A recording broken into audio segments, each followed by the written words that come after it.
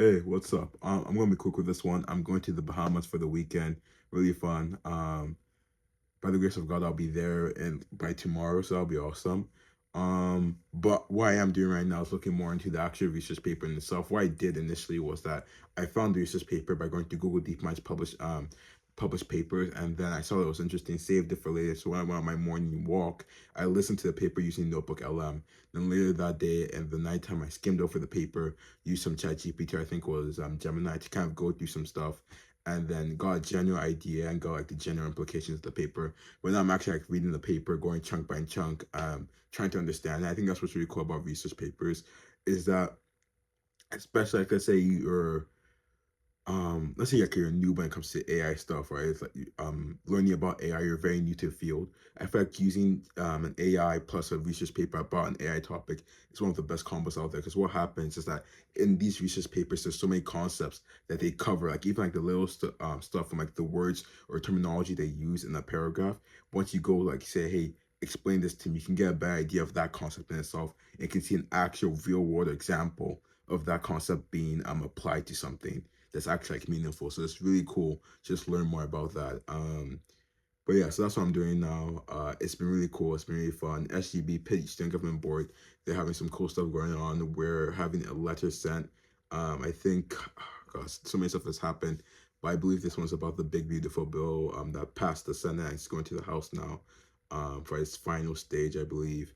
So we're having that, and we're kind of see if other student government boards want to do their own letters. So it can be kind of a thing like, hey guys, maybe don't pass this bill. That no, like this is actually really interesting to me because I think there's not really anyone in the world or in America that really likes this bill, or there's not like any large section like for like even in the base of Trump, like Trump base voters, they don't seem to favor this bill a lot, which is really interesting. Like most people like have one reason or another they don't like the bill. So it's like I feel the reason it's currently being passed is because of the because people are frightened that if they don't pass or abide by like Trump, right, that they won't get reelected. I think that's a um it's a right no, but I think I understand that logic in a sense. But I think like ultimately like, that whole idea of getting reelected is do good stuff while you're in the position. Like even when I run for something, I don't run unless I think I can actually do a good thing. Like I guess if you want power, I wonder how much power comes like from being a Senate member, or being a member of Congress. Like to a certain degree, like why not just like lock in, do a startup, make a bunch of money, and have more power that way. But I wonder, I doubt that probably gives you more power.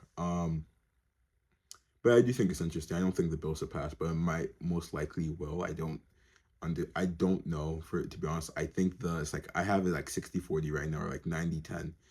But we'll see. We'll see. But I am excited to go to Bahamas. It's gonna be a really nice time. Gonna enjoy some water, swimming, food. But yeah, there's not much. I'm going to do an Instagram story post to kind of talk about the research paper because this is a research paper I'm really geeking out on. There's also this cool dude. I'm in his. I found him through an AI podcast, and he has the server for a bunch of researchers. And then I posted a link. He asked me what's cool about it. I was like, I got so nervous, like this is not my paper.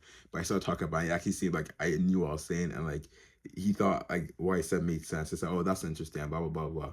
And went from there, and it was cool. So I think that's like I don't know. Maybe it's like plus 10 confidence points when it comes to this research stuff. But I'm going to do an Instagram story post, talk about the research paper. One, to kind of introduce, hey, guys, I do research in AI. But two, to kind of just get people interested in the AI field in general, especially when it comes to this paper, because it does have some cool implications from like the video generation stuff.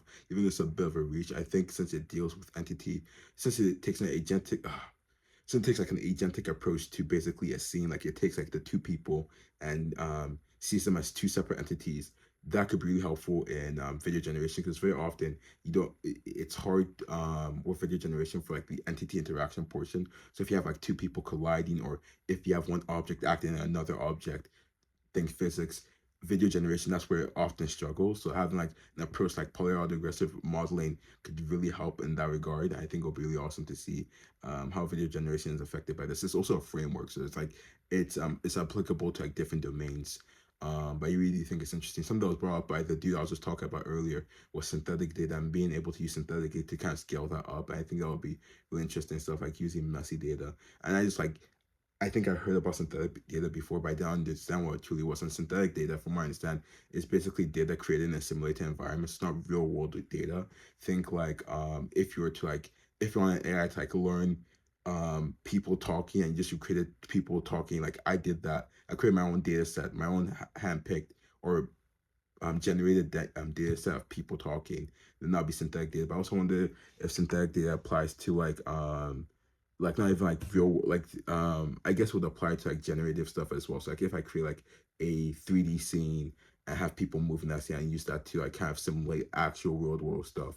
I guess that'll count as synthetic data. I think that's what they're trying to do to scale up the training of robots in different companies because it's really hard to actually get I don't know if there's I think the issue was that there's not a lot of data out there for to actually train these robots on these interactions that they would be useful for, especially in the household scene. So having synthetic data to scale up that training is really helpful. So having maybe something like this for synthetic data, um, to scale up the polar aggressive modeling would be really awesome.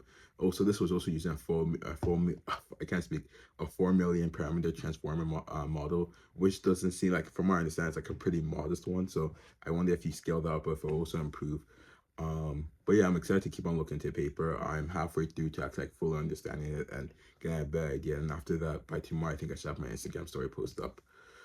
But besides, I have nothing else to say. So have a great day.